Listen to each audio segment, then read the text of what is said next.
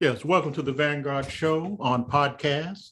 Today's Sunday, July 24th, 2022. The Vanguard Show is sponsored by From Old Guard to Vanguard Book, Photo Exhibit, and Production Company. And today we have a very special guest. I've been waiting for an opening in the schedule just to bring this brother on.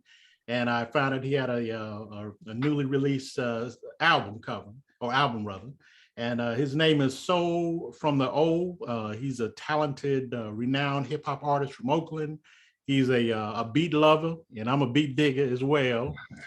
He's a Soundbit and MC, and he has new music from the album Queens and Pharaohs and the single Family Tree. You can get it on www.queensandpharaohs.hereandnow.com. So welcome to the show, brother. How you doing? I'm blessed. How you doing? Pretty good, man. Now, first of all, you got to explain your name. Soul from the O. I love it. Yeah. So for a long time, people called me Soul. That was my artist name. And soul, as we like to use that phrase, the thing that makes us hip, that makes us strive to do better and all that good stuff. And I tagged on the From the O piece because, I'm from Oakland, California. Okay. Definitely proud to be from Oakland in the Bay. And also it just had a nice ring to it, right? So from the O. And so, yeah, man. Yeah, happy to be here. Oh, definitely. And I want to kind of, ask you about how this album came about. I know that during the process of the album, your mother transitioned, and I know that family seems to be a theme of this album. Tell me about how you were inspired to go ahead and finish this project, and and of course the single "Family Tree" was powerful, available on YouTube. Tell us about that. Yeah, definitely. So about 4 years ago, I started off with making this record. I wanted to make another record after my last record, as artists do, right? We continuously want to create. Right. But this time I had always had this picture of my parents when they were teenagers. Like, I don't know if they went to Sears and took these photos. Right. The little booth and what have you, Sears booth. Yeah, totally. And there was two versions of the picture. One was where they were smiling like you'd expect, and another one where they were very solemn. And I chose a solemn one because I was like, man, the look on their faces was kind of haunting. Like, they were so young yet so knowing, that type of thing. So I wanted to put this record out. I called it Queens and Pharaohs, not necessarily to be like on necessarily a hotep type of thing, right, but really to say kind of like I had the image of my mother and father and this idea that I come from Queens and Pharaohs, like greatness. Okay. And then in a way, in a sense, we all can say that, right? We all have lineage of people that made us who we are, the positive, negative, but overall the positive. So I started making this record, and then maybe I want to say a little over a year ago, I was like, you know what? Less than a year ago, actually, I was like, I should have my parents on this record. So I sent out a questionnaire to my parents, like, hey, leave a voicemail, tell me some words of wisdom to these questions. And so they did that. And it was only then that I started thinking, wow, this would be cool, because now I'll be able to capture my parents' voice on my record, for later on. And my mother came out to the Bay Area in November last year, and I had just wrapped up all the music stuff and the album cover. So I was like, Ma, look at this, and so she listened to it and she was like, wow, this is really good. And then, 2 weeks after that, she passed, and so, yeah, so the timing was crazy, because like I had worked on this album cover for 4 years. I sent the album cover out to my buddy who did this beautiful like image to wood collage painting thing. And so it just felt like this long journey, right? Came to this apex to join, produce this thing. My mother gets to see it, and then she passes, And so that felt like, it just made the record feel like very timely, like it was meant to be, Right. And I did the song Family Tree just as a dedication to obviously the family, but really the genesis of that song was I met with the producer Hezekiah, and he played the beat for me that he made. And instantly as he was playing the beat, I thought about a Run DMC song called Son of Byford. Okay. And there's a line in there where I forget if it's DMC rapping on there, but he's like, I laid down my family tree, my mother, my father, my sister, and D, Mm, and I was always like, I want to use that, and okay. so I wasn't thinking like anybody was gonna pass. I wasn't Right. thinking any of that, I was just thinking like, I want to make a song about family. And so, anyways, I know I'm running my mouth. I'll stop there. Nah, man, it's beautiful, man. Beautiful, Yeah. beautiful. Yes. And I love the video. I mean, I think, if I remember correctly, it looks like Nevada. Yeah, yeah. Probably No, around Las Vegas. Yep, yep. Tell us about the video, making the video out there, how it all came together and the people you work with. Yeah, definitely. So the producer is a cat by the name of Hezekiah, who I met on Instagram of all places. Oh, wow. And Okay. Hezekiah is this really talented producer, MC. He shoots videos, he sings. I mean, this guy does a lot of stuff. And so I get this beat, we make the song, and then I was like, oh, we should do a video. And I know he had shot video, so I was like, hey man, let's do this video. It's like, great. So the original plan is I was gonna fly from Oakland to Philly to go shoot Okay. a video. And I was like, cool, shoot a video on the East Coast. Right. And man, about a week before, I reach out to him like, all right, I'm coming to Philly, shoot this video. And he's like, yeah, what date was that again? And I was like, such and such date. And he was like, oh man, I'm gonna be in Vegas that day. And I was like, what? Okay. But then I was like, Vegas actually might be a better place to shoot this video, Okay. All right. And so we go out to Vegas, and I mean, this is somebody I just met on the internet, really, right? And Okay. so I met him at his hotel at like 4 in the morning. I remember thinking like, I don't even really know this guy. I'm about to drive out in the desert. you know what I'm saying? But we hit Kind of sketchy, kind of sketchy. kind of sketchy, right? Yeah, exactly. And I literally had to thought like, how many dead bodies out in the Vegas desert? Wow. But it was great, man. Like we met, the sun hadn't even gotten up, and we were already collaborating, working. And the funny thing is the song's Family Tree, but I feel like me and this guy has actually sparked somewhat of a brotherhood of some sort. We really bonded there. And what was nice, it was a very do-it-yourself type of mission. We're like, all right, we'll head over here and film until we get kicked out of the parking lot. All right. Out of the parking lot. Then we're out in the desert, and the desert was nice because we happened to shoot in the fall winter time. So we were able to shoot during the day and not be like, 110-degree weather, So yeah, it came together really nice. Okay. And what was really fresh was I took a bunch of photos with me and had, the sort of someone playing me, an older version of me, Right. with these same photos in a tree, as a symbolic sort of thing about family tree. And now I got a bunch of family members like, hey, I seen your video. Right. You're gonna use my wedding photo when you was in 3rd grade, type of thing. Wow. It's a beautiful video, man. Love the imagery.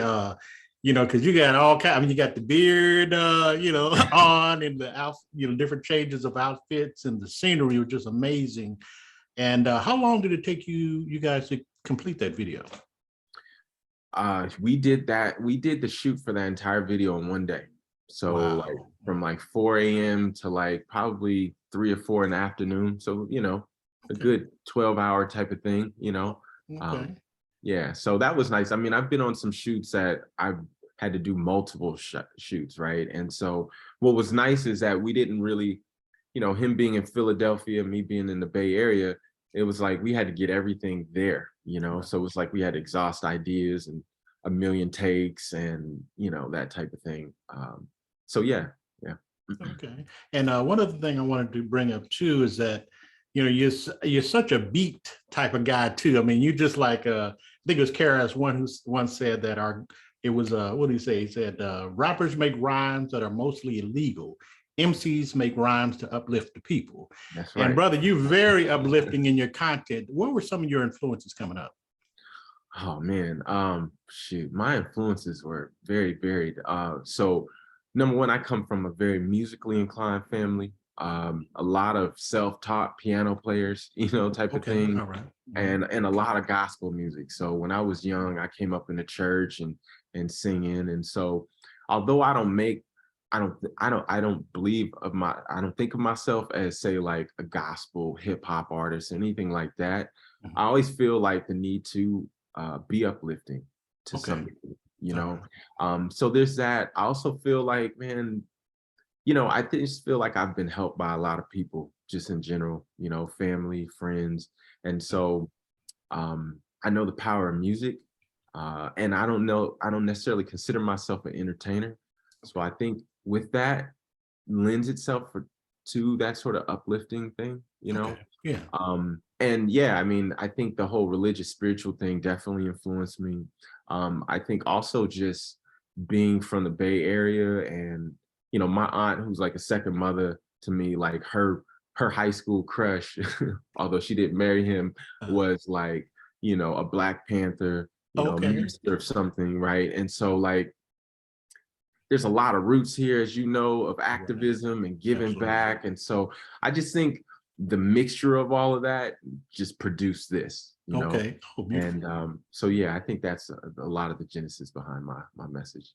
Yeah. Now, were you one of those young brothers who love to go to record stores and just check out all these albums and listen to the beats? Because I know when I used to visit Oakland from Los Angeles, I had Mhm. some relatives off Telegraph in Berkeley. Oh yeah, But yeah, but yeah. I used to go over to Oakland, catch the BART, not Oakland, San Francisco, catch the BART, and Mhm. I'd go to a place called Groove Merchant Records in San Francisco, Yeah, that and it sounds was heavily familiar. known for beat diggers. Yeah. And I just heard about it. And were you one of those who loved to kind of, just kind of go to these spots and check out these records and all that?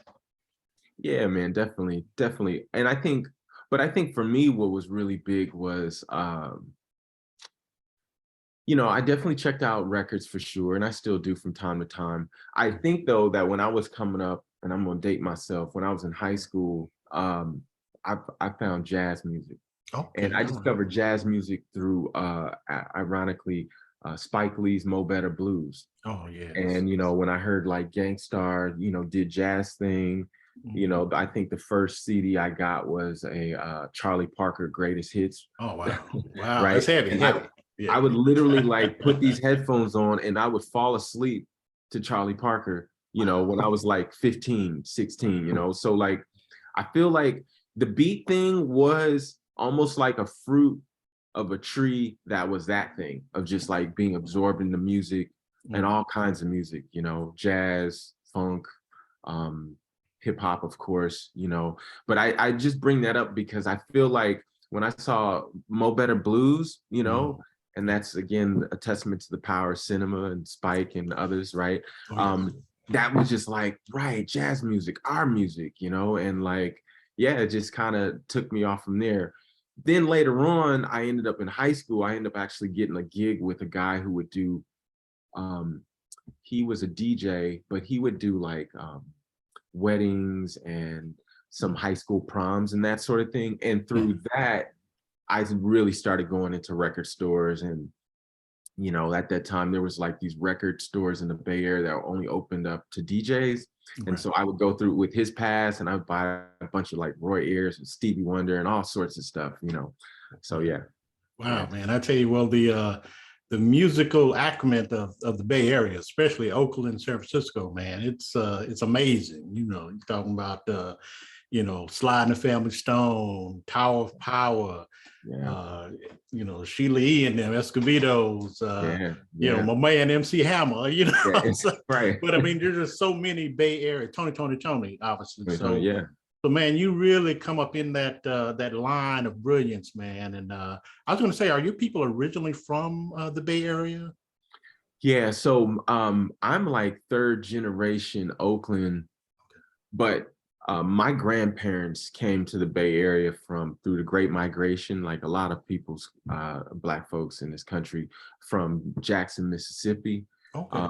on my father's side, and then from Texas on my mother's side. Hmm. Um, yeah, the interesting thing about the Bay Area is, most of the Black folks here were, migrated, unless you were like somebody from like the 1800s, Right. type of thing, Right. so Right. that part's interesting. But, I feel like growing up here, man, like there is so much fertile ground of just artistry and political activism and just like out of the box thinking, right? Like not just politics, even like spirituality. So I feel like very fortunate to be here because I think in some ways it said, hey, you know, there's a tradition of music and visionaries, right?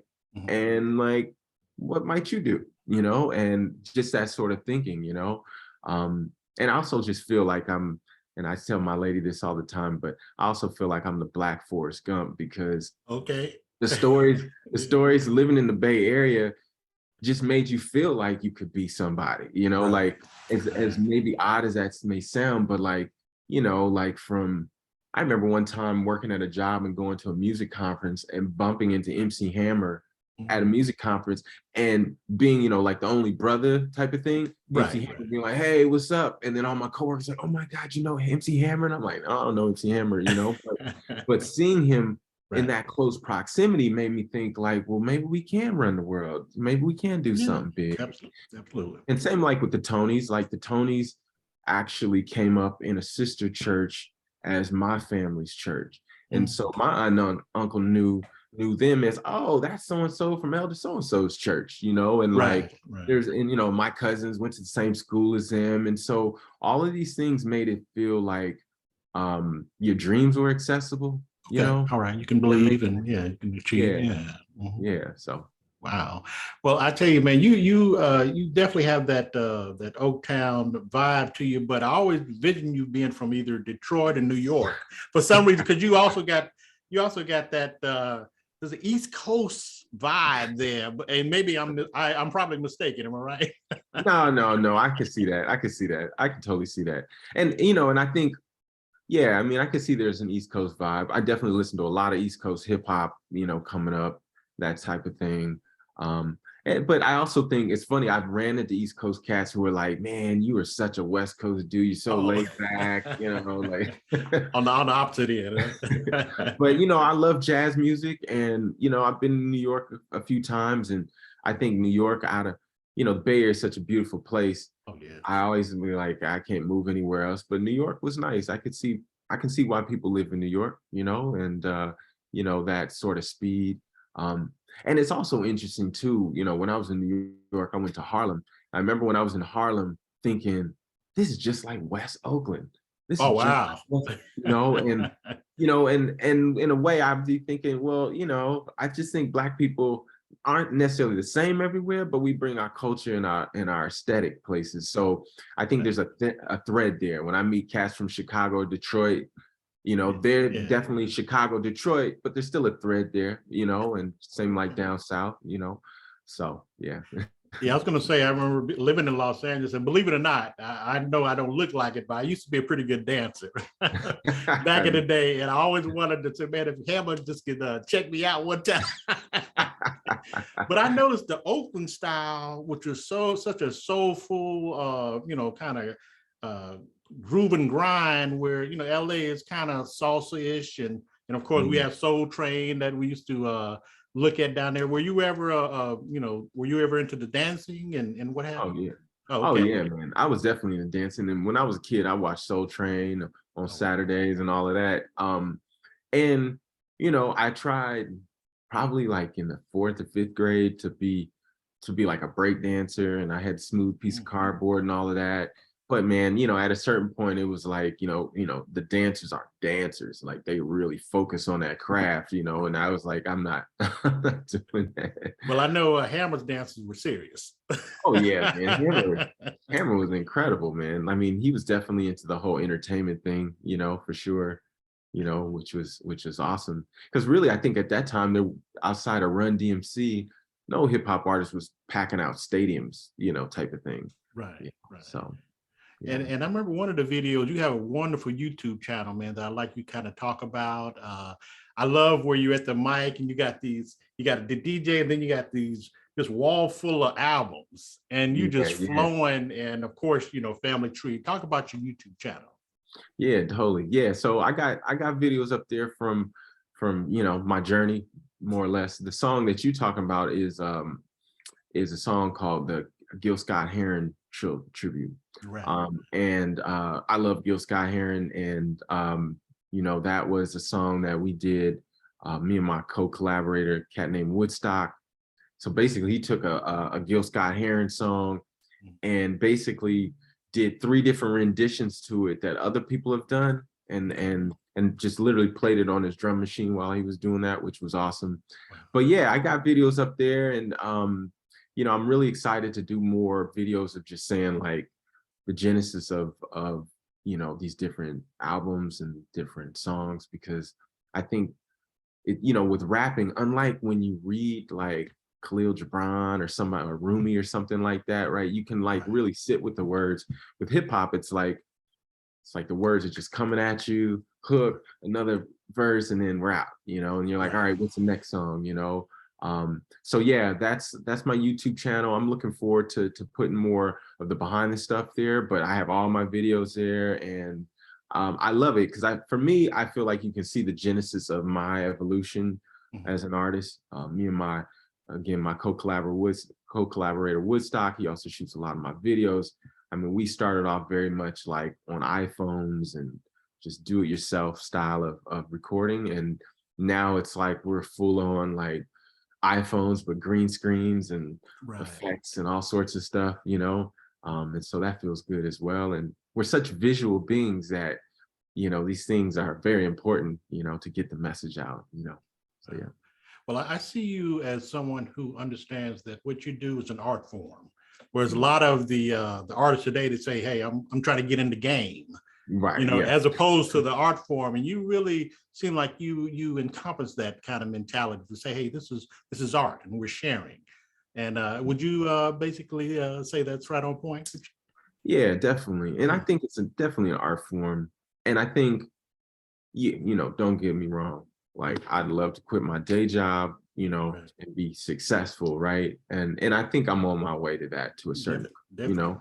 But I think, the art is the most important piece, you know. And I think the people that I really looked up to artistically definitely were artists, you know, Miles Davis and Prince, and, you know, Michael Jackson. You know, these people wouldn't consider that. I mean, they were great business people to a certain extent, for sure, right? But their art was the foremost thing. And Miles Davis, for me, is like probably one of my heroes, you know, my spirit animals, if you will, because like, you know, his thing was always to be pushing the art, you know, and his thing was like, if my latest record sounds like my last record, I'm failing, you know? But ironically, people are like, we want you to sound like your last record, you know? And that's just a pure artist. And I think, you know, I think also too, man, like in our world, so many people are getting over. Like so many people are getting over with a knockoff thing that they can get over and sell to you for $29.99, but only 99 cents. Everybody's doing that. And so everybody knows they're getting shorted.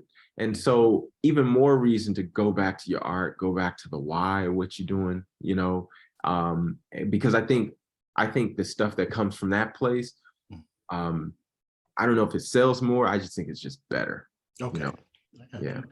Yeah, well, you know, as an artist, I think it was Pablo Picasso who once said that our goal in life is to discover our gift. Our purpose in life is to give it away or share it. When did you first discover your gift? It's like, okay, I know this is what I want to do. You know, what age were you then?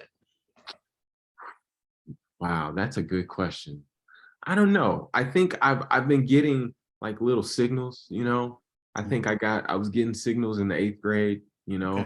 I would take like I would literally take a 2 short rap and rewrite it line for line for me.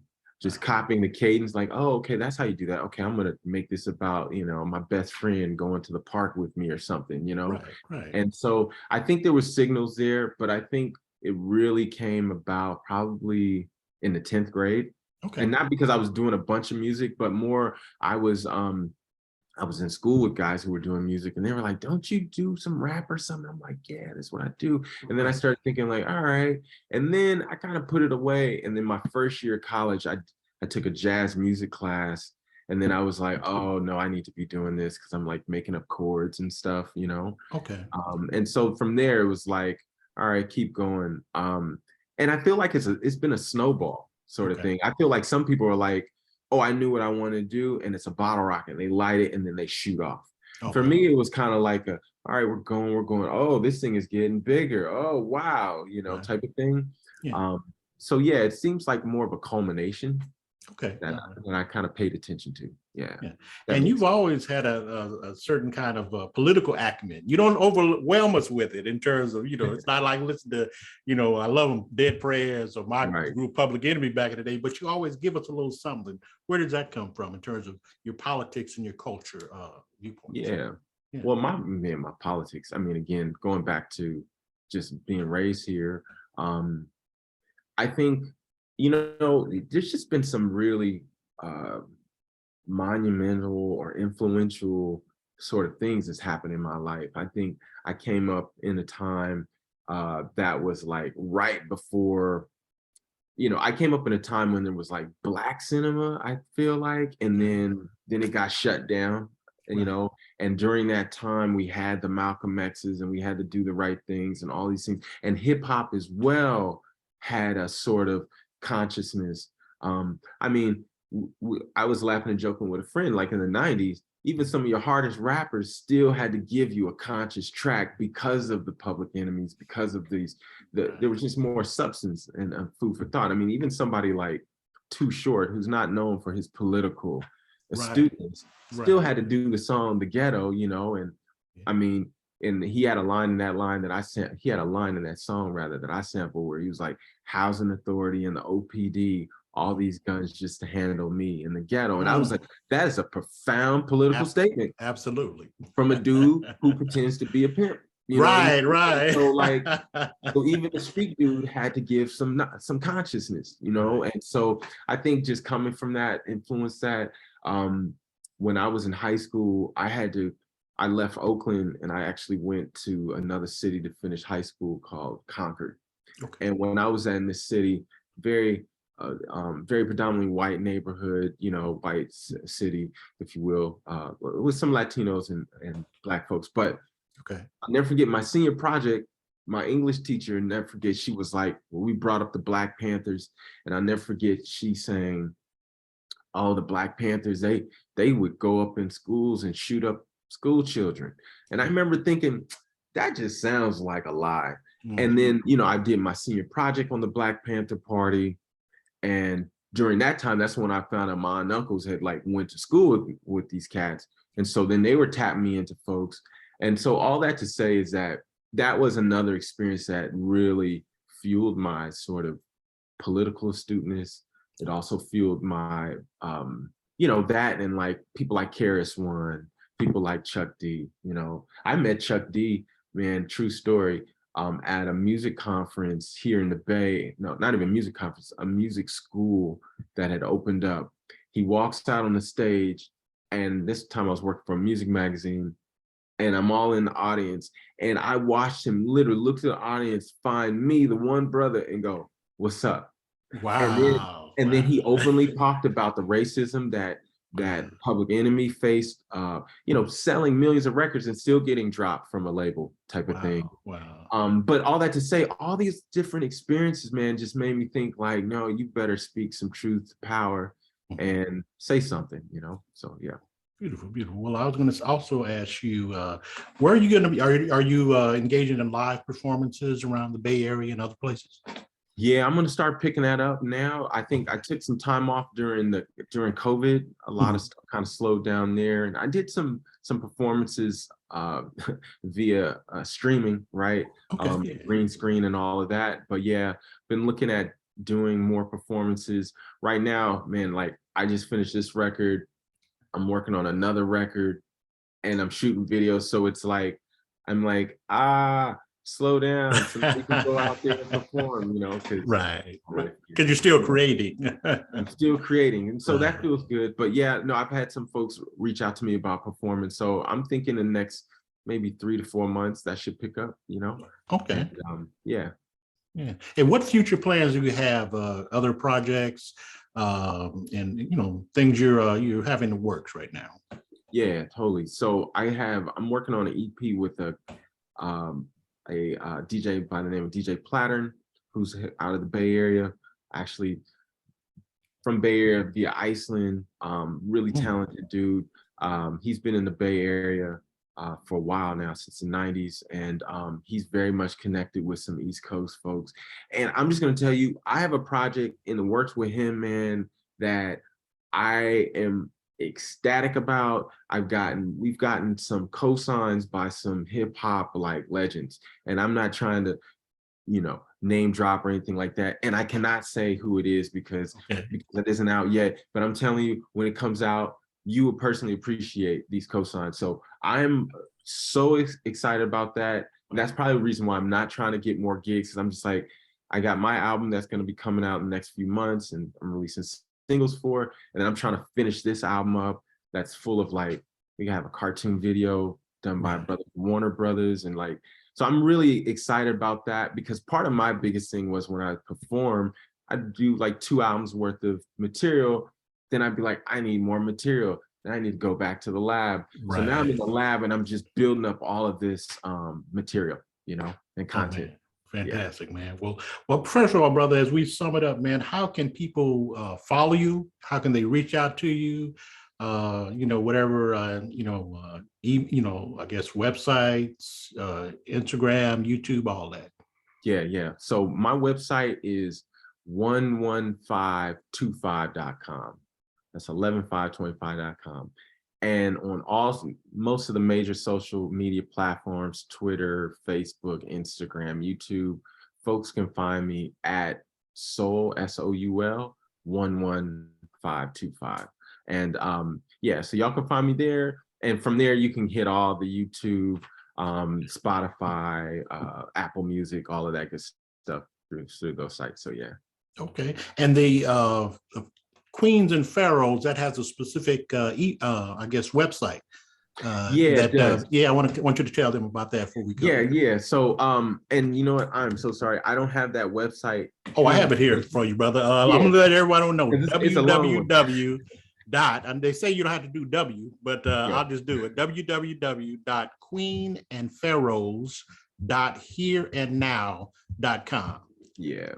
Right on. Thank you. Yeah, brother. Well, and again, man, it's been an honor. I'm so honored to have you, brother. And I want you to keep doing what you're doing, man, because I know you do it for a greater purpose, and just to share. And brother, anything you need from me, you let me know, and just keep bringing those hits, man, as you always do. Brother, I appreciate you. I'm honored to be on your show. I follow you as well. I love the work you're doing to preserve the culture and keep on, pressing out the legacy of the Panthers, Thank you, and how we can carry that today and forward. So that's very, very much appreciated. So thank you for that. No, thank you so much, brother. And so what I'll go ahead and do is end the show right now, brother. And we'll be checking back with you real soon, because when you drop some new stuff, man, you got the first slot on the Vanguard Show podcast. I appreciate that. Okay, my brother, you take care. Much love to you. Right on, you too. And hold on one second. All right. Okay.